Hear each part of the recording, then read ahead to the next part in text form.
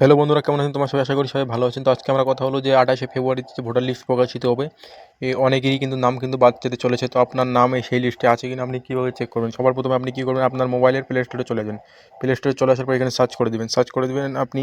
এখানে সার্চে লিখবেন ইসিআই নেট। ইসিআই নেটটাকে আপনি সার্চ করে দেবেন, ঠিক আছে? ইসিআই নেটটাকে আপনি সার্চ করে এই অ্যাপ্লিকেশনটা আপনাকে ইনস্টল করে নিতে হবে।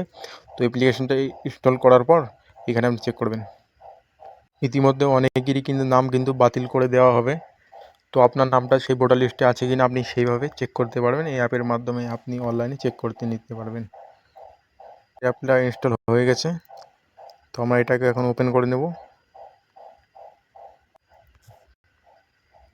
অ্যাপটাকে আমরা ওপেন করে নেব। ওপেন করার পর দেখতে পাচ্ছেন এই জায়গায় লেখা আছে search your name and voter list. তো আপনি এটাকে ক্লিক করে দেবেন। এটাতে ক্লিক করার পর দেখতে পাচ্ছেন এইখানে লেখা আছে enter your voter ID epic. তো এখানে আপনার এপিক নাম্বার বসিয়ে দেবেন। তো আমি আমার এপিক নাম্বারটা এই জায়গায় আমি বসিয়ে দেবো, ঠিক আছে? বসিয়ে দিয়ে আপনাকে চেক করে দেখাচ্ছি। এখানে কিন্তু আমি আমার এপিক নাম্বারটা বসিয়ে দিচ্ছি। আমি এখন সার্চের মধ্যে ক্লিক করে দেবো, ঠিক আছে? সার্চের মধ্যে ক্লিক করার পর দেখতে পাচ্ছেন এখানে আমার ভোটার লিস্টের পুরো বায়োডাটা খুলে গেছে।